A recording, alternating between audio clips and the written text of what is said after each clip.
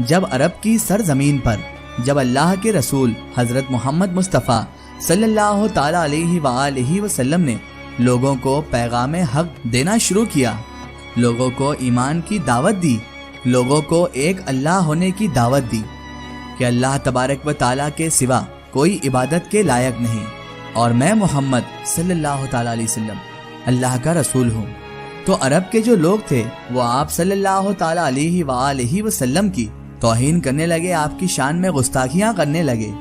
آپ صلی اللہ تعالی علیہ وآلہ وسلم کو پتھروں سے مارا بھی گیا اور آپ کی شان میں گستاخیاں بھی کی جانے لگی، آپ کا مذاق اڑایا گیا۔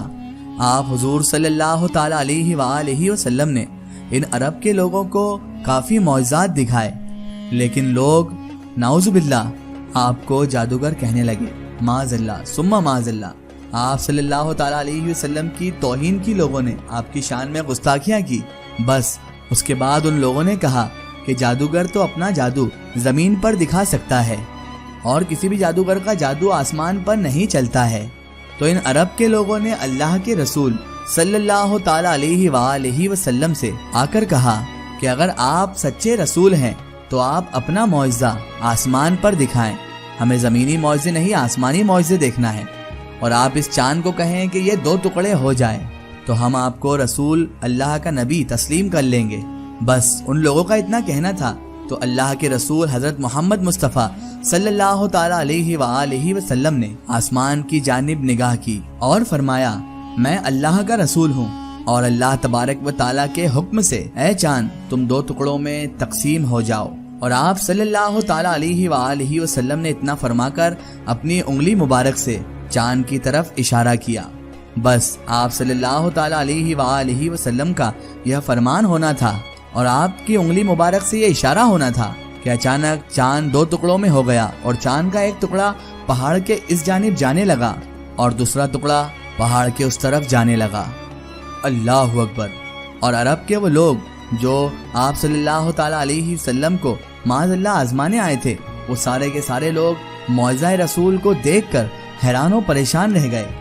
اور عرب کی سرزمین پر کچھ لوگوں نے آپ صلی اللہ تعالی علیہ وآلہ وسلم کے اس معجزے کو دیکھ کر اسلام کو قبول کر لیا اور آپ صلی اللہ تعالی علیہ وآلہ وسلم پر ایمان بھی لے آئے۔ لیکن ناظرین، کچھ بدبخت لوگوں نے اس کے بعد بھی آپ صلی اللہ تعالی علیہ وآلہ وسلم کی شان میں گستاخی ہی کی اور آپ کو جادوگر کہنے لگے۔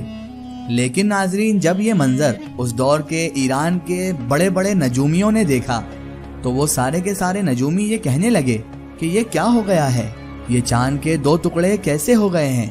تو ان نجومیوں میں جو سب سے بڑا نجومی تھا، جو ان کا ہیڈ تھا، اس نے کہا، اے میرے ساتھیوں، ہماری کتاب میں لکھا ہے کہ جب آخری نبی تشریف لائیں گے تو وہ چاند کے 2 ٹکڑے کر دیں گے اور ان کا ظہور مکے میں ہوگا۔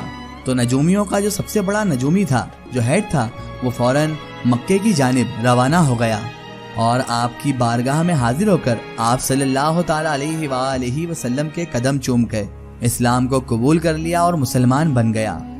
سبحان اللہ۔ مصر کے سب سے بڑے حکیم نے جب یہ سارا منظر دیکھا تو وہ لوگوں سے ادھر ادھر پوچھنے لگا، تو لوگوں نے کہا کہ ہاں، یقیناً زمین پر کچھ تو ہوا ہے۔ تو وہ بھی، یعنی وہ حکیم بھی ڈھونڈتے ڈھونڈتے سالوں بعد آپ صلی اللہ تعالی علیہ وآلہ وسلم کی خدمت اقدس میں حاضر ہو گیا اور آپ صلی اللہ تعالی علیہ وآلہ وسلم کے قدم مبارک کو چوم کر مسلمان ہو گیا۔ اور ہندوستان کے راجہ رام لال نے جب یہ منظر دیکھا تھا تو اس راجہ نے بھی اپنے نجومیوں سے پوچھا، تو ان نجومیوں نے کہا کہ ہمارے بڑے بزرگ کہتے تھے کہ اس زمین پر ان قریب ایک ایسی شخصیت کا ظہور ہوگا اور اس دھرتی پر وہ سچا مذہب بھی پھیلائیں گے اور وہ ایشور کے بہت قریب ہوں گے۔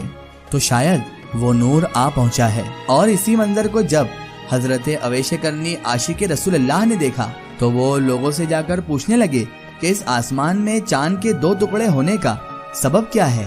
پوچھتے رہے اور بالآخر انہیں منزل بھی مل گئی۔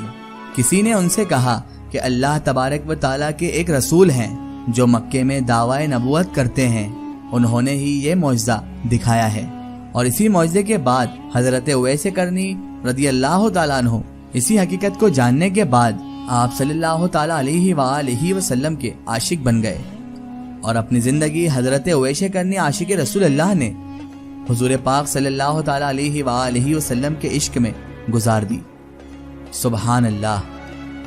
ناظرین کرام، یہ ہے معجزہ ہمارے اور آپ کے پیارے آقا احمد مجتبی محمد مصطفیٰ صلی اللہ تعالی علیہ وآلہ وسلم کا، کہ جن کی انگلی کے ایک اشارے سے چاند دو ٹکڑے ہو گیا۔